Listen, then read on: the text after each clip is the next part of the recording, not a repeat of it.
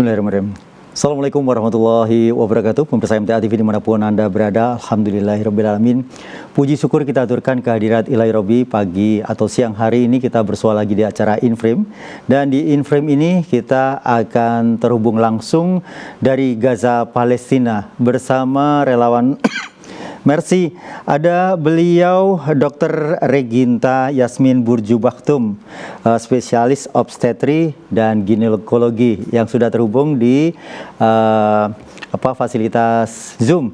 Assalamualaikum warahmatullahi wabarakatuh, Dr. Reginta. Waalaikumsalam warahmatullahi wabarakatuh, Pak Rudi. Gimana kabarnya? Alhamdulillah sehat. Dokter, bersama tim sehat semuanya?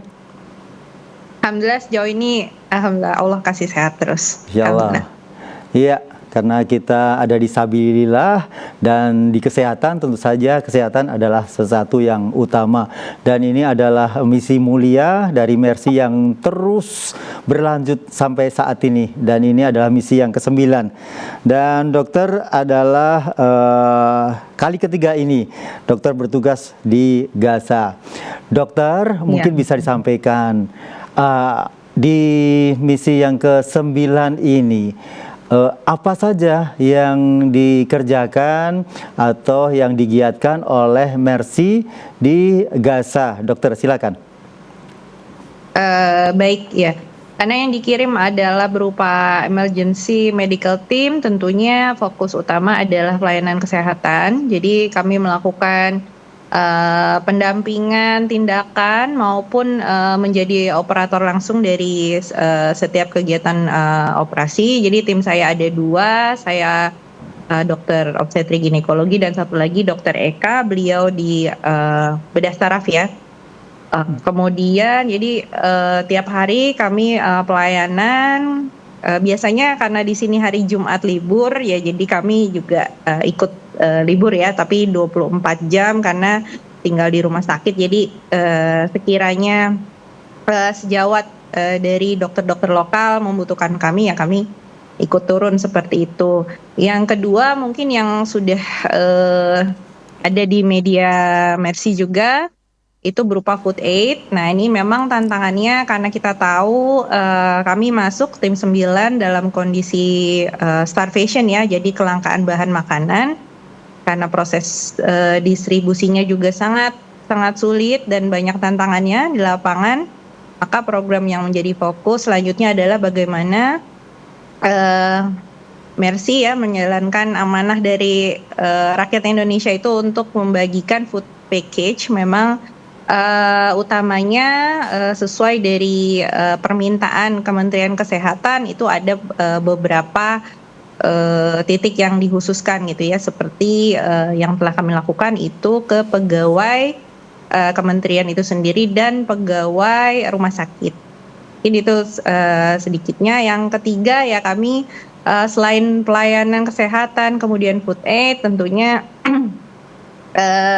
sebenarnya kebersamaan relawan Indonesia ya, terkadang mereka juga memberikan kepercayaan yang sangat mudah ya. Jadi sering sekali kami mereka bercerita lah tentang kondisi keluarga, tentang ketidakpastian dari suasana ekonomi maupun politikan yang terjadi di Gaza, terutama Gaza City ya, karena kami bertugas di Gaza City.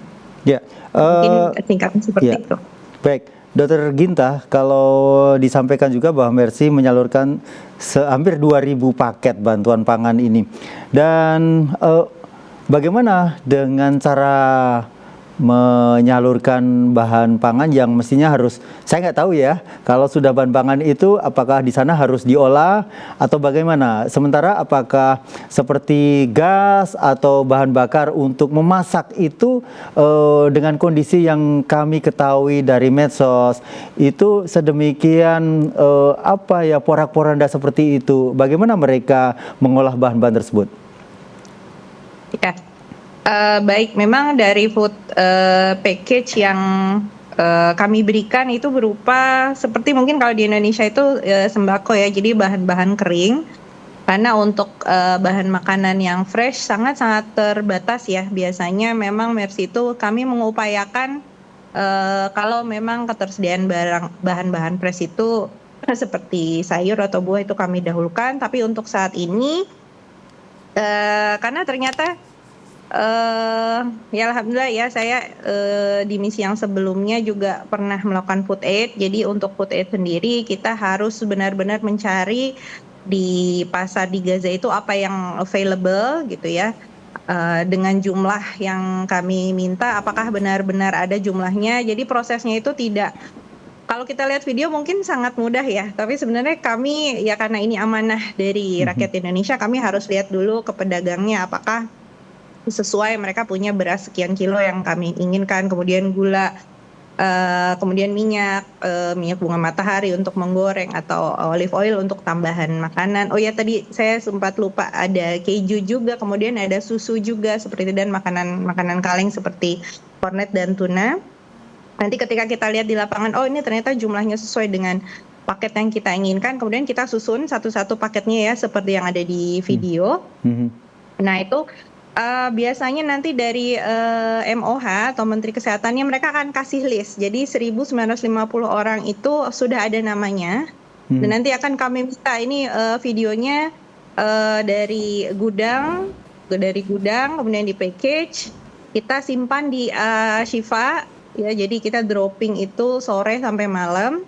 Kemudian paginya nanti kita akan panggil orang yang sesuai dengan listnya gitu. Jadi harapannya benar-benar sampai ke yang memang membutuhkan. Demikian Pak Rudi. Ya, dokter, saya masih belum nyambung ini terkait dengan kelaparan yang terjadi di sana.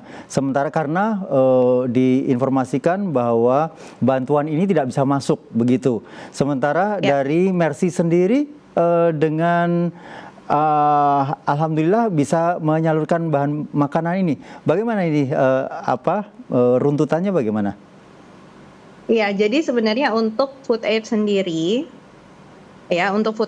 itu yang datang itu kita punya poin dari American Point itu di Rafah, kemudian kita punya poin juga di Mi'raj itu daerah Han Yunis, kemudian Netzarim dan Zikim. Zikim itu di utara. Ini memang ada dropping truk yang mungkin di media udah kita bisa lihat ya ada memakan korban.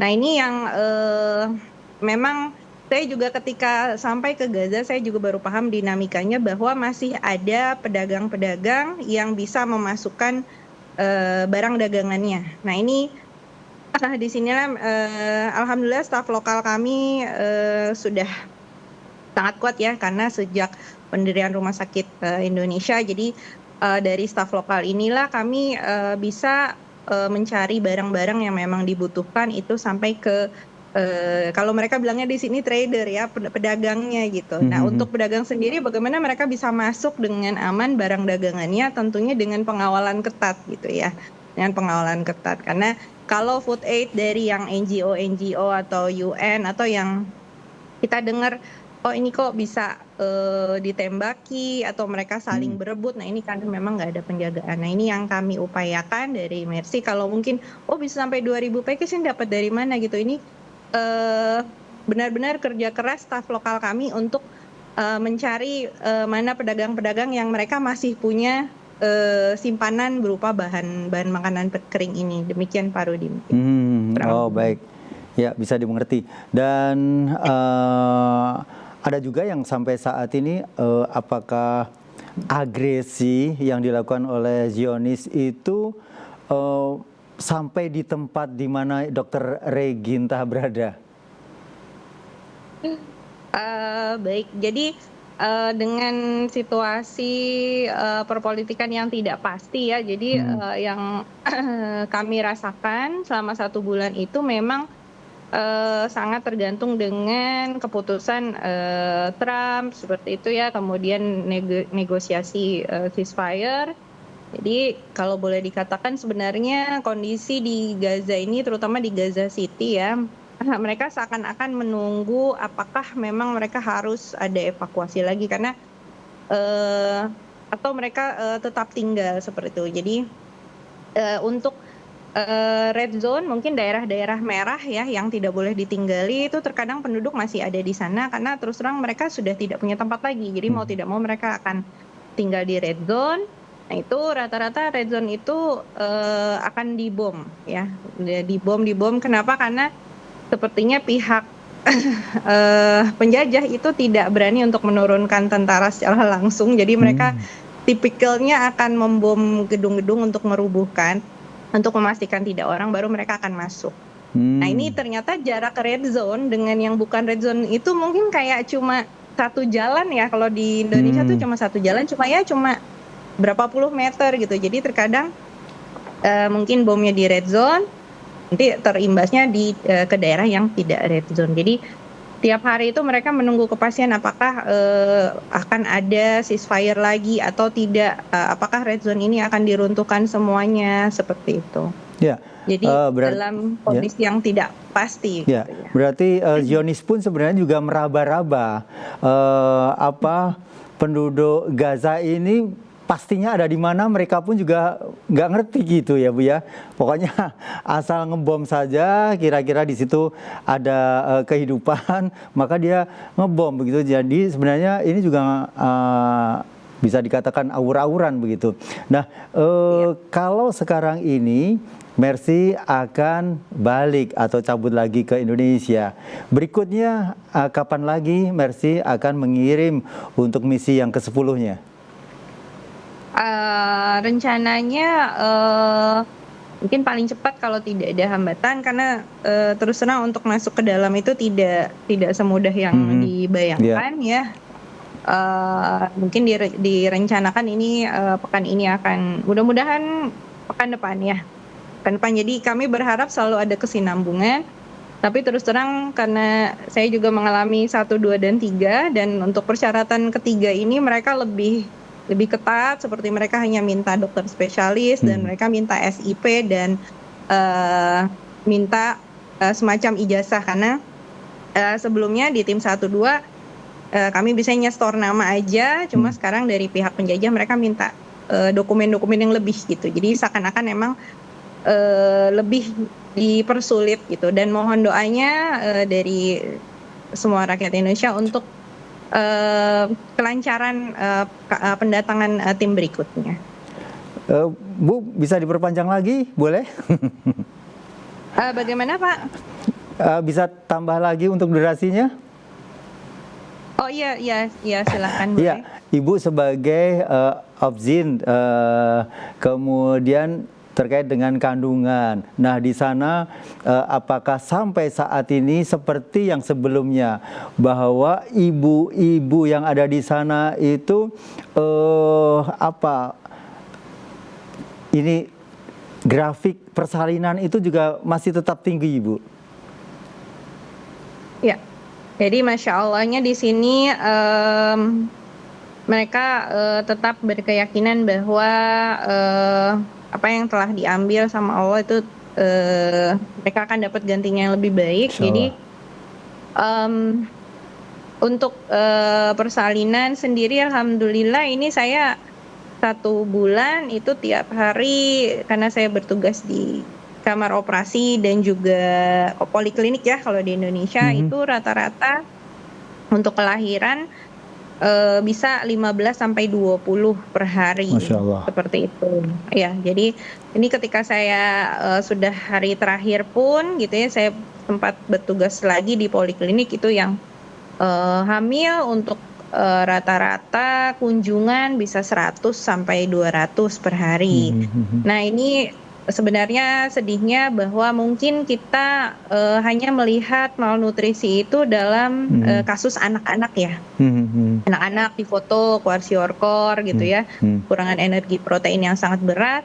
Tapi terus terang sebenarnya malnutrisi ini kepada ibu hamil justru efeknya lebih ya, karena yang saya pelajari sebenarnya kita sudah dalam kehamilan itu hampir 80% lah ya pertumbuhan perkembangan manusia, dan 20%-nya kita selesaikan di 2 tahun pertama ketika anak kita lahir. Dan ini yang sangat terasa adalah 80% itu kita punya kasus IUGR atau intrauterine growth retardation, jadi pertumbuhan janin terhambat.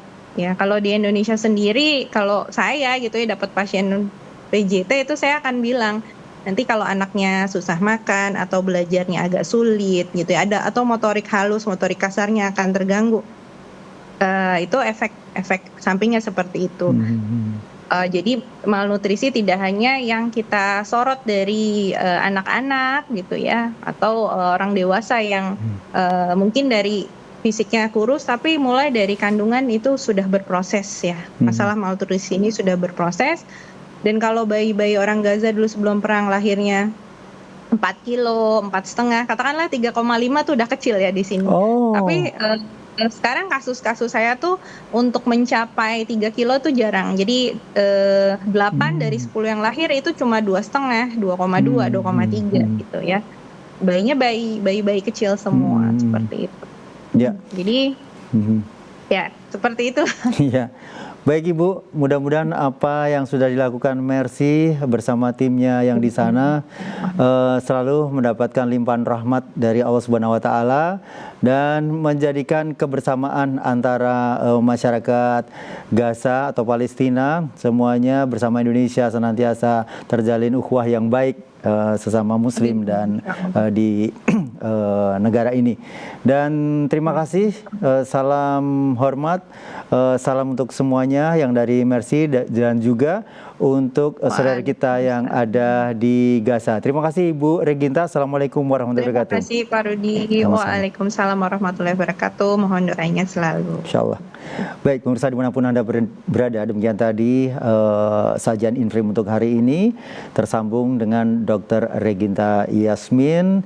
Beliau yang ditugaskan Mercy untuk yang ketiga kalinya dalam misi yang ke-9 Mercy. Saya Rudi Haryanto senantiasa mendoakan para petugas dan juga rakyat Gaza Palestina mendapatkan limpahan rahmatnya dan senantiasa bersemangat untuk mendapatkan pertolongan Allah. Rudi Haryanto pamit undur. Assalamualaikum warahmatullahi wabarakatuh.